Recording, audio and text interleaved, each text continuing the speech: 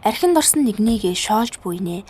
Амьддаа бие харил хүмүүсээ хэмээн Монголын алдарт яруу найрагч Дашбал руугаа нэгэнтээ хэлсэн байдаг. Яагаад гэвэл маргааш юу болохыг бид мэдэхгүй. Тэр хүн яаж өөрчлөгдөхөж бас бид таашгүй.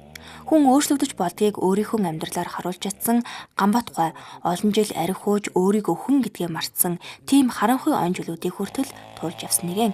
Харин тэрээр 50 наснда амьдралаа шинээр эхэлж чадсан юм. Ганбаатгай өөрийнхөө амьдралыг өөрчлөж зогсохгүй яг л өөрчлөгөө алдаж бор дарсанд шунаж яваа хүмүүст архинаас гарч амьдралаа өөрчлөхөд нь туслаж байна. Архины асуудалтай байх үед архийг яаж олж уух вэ? Хэнийг хуурах вэ? Хэн тудлаа хэлэх вэ? Яаж мөнгө олох вэ? Архины мөнгө олохын тулд хувийнхаа зөвхөн жижигхэн донтолтонд л хүлэгдэж амьдарч ирсэн бол өнөөдөр арай өөр зүйлийг хардаг болсон тийм ээ. Арай чөлөөтэй амьдардаг болсон бас нэг алсын хараа гэж зориг гэж зүйлтэй болсон учраас тийм арай өөр амьдарч байгаа. Яг үнэн бурханд итгэж чадж байгаа учраас итгэлээ түүн дээр тавьж байгаа учраас чөлөөлөгч тийм ээ. Бид нэр ер нь бурхангүй байснаас маш олон том алдаануудыг хийж ирсэн. Тийм нэг тухай төсөөлөлж байхгүй тийм. Яг өөрийгөө яг аль талд нь явж гин зөв явж гин үү буруу явж гин үү түүнийг бол ер нь харахч бараг сөхөөгүй шахуу донтолт гэдэг зүйл хүнийг яг тэгж барьж хүлж байдаг зүйлдээ тэгээд тэр хүлээсийг бид нар энэ амьдрахын дээр ирснээр л тэг чөлөөлөж одоо жинхэнэ эрх чөлөө баяр хөөргийг энэ газраас авч байгаа учраас маш олон хүмүүс бас зорж ирж байна л да. Одоо бид нар өөрснөө хөдөлмөр эрхэлж байна. Тэгээ ер нь бол болж өгөл хөдөлмөр хийн. Энд одоо бид нар зуны цагт бол маш угааж байна. Тэгээ өвлийн цагт бол одоо мод нүүрсарж байна, дэлгүүр ажиллаж байна. Тэгээ барилгын ажлууд, засварын ажлууд, айл нүлхээ ер нь тэгээд өөр тохиолдох ажил гаргах юм бол бид нар хийж байгаа. Түүгээрээ бид санхугаа босгоод бие бинийгээ босгон байгуулж байгаа. Ийм л газар. Түүний эхнэр ч мөн адил амьдралын хатуу хөтөөг үзэж архинд орж явсан түүхтэй. Харин Улаанбаатар хотын толгойд дэх битэл төвд очсноор тэдний амьдрал шинээр эхэлсэн юм байна.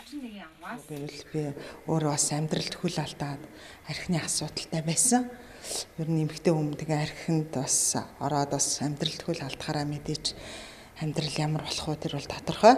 Тэгээд би сайн мэдээг анх нэг үл таних хүнээс бас сонсч ирсэн. Битэл гэдэг төв ингээд толгойд байдаг. Тэр төвд очивол бас амьдралаа өөрчлөвөл бас зүгээр юм биш үү? Ийм залуу хүн бас архиугаад тэгээд тухайд би одоо битэл төв дээр 6 жил болж байна. Тэгээд 9 онд манай нөхөр битэл төвд анх ирж ирсэн. Тэгээ би 10 онд ирээд тэгээ би жил 6 сар болоод манай нөхөр курсээ төгсөө тэгээ бит хоёр яг би энийг мэддэг танилцаад тэгээ манай нөхөр 49 настай би 41 настай байхдаа хүүгээ гаргасан. Одоо миний хүү 3 настай цэцэрлэгт явж байгаа. Тэгээ манайх одоо 3 хүүхэдтэй. Би бас нөхөртөөгөө бас яхта 2 хүү охин хоёртой байсан. Тэгээ бид нар бас одоо ингээд элэг бүтэн жаргалтай бас хүмүүст үйлчлээ сайхан амьдарч байгаа. Ганбаат долгорсор нарын өөрчлөгдсөн эдгэрсэн архины донгоосоо чөлөөлөгдсөн байдлыг хараад ийм асуудалтай хүмүүс бас амьдралаа өөрчлөхөөр битэл төвд ирэх болжээ.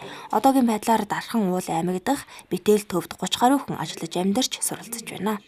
Тэгээд би өөрөө 2015 оны 5 сарын 10-нд анх ерөөсөө энэ Иесус бурхан гэдгийг ерөөсөө огт мэдэхгүй байж хад тэгээд бурханы цуглаанд анх очиод бас манай эхнэр сайн мэдээнд ирсэн байсан л та.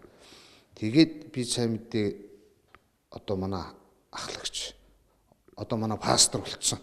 Надад бурхан их олон мэрэгжлийг өвлүүлсэн байна. Би өөрөө барилгын хос 8 мэрэгжлтэй экскаваторын операторчин ерөөсөө бүхэл энэ мэрэгжлээ би ядарсан зүдэрсэн өөршгөө бас явж исэн. Энэ улсуудаа би туслая. Миний энэ ажил хөдөлмөрөөр хийсэн орлогоор манай байгууллага тэр тусмаа энэ ядарсан зүдэрсэн цөөхөн хэдэн монголчуудаа өөрийнхөө адилаар би ингээ босгоё гэж би өөрөө зорилготой шийдвэр гаргасан. Тийм ч учраас би бурхны оршихуд байгаадаа үнэндээ одоо бахархалтай байдаг. Хэрв хэн нэгэн хүн Христ дотор байвал тэр хүн шинэ бүтээл мөн хэмээн ариун Библиэд хэлсэн байдагчлан олон хүмүүс архины донгоосоо чөлөөлөгдөж утга учиртай үн цэнтэй өөрчлөгдсөн шинэ амьдрал руу эргэж байгаа нь үнэхээр гайхалтай. Light News мэдээллээ.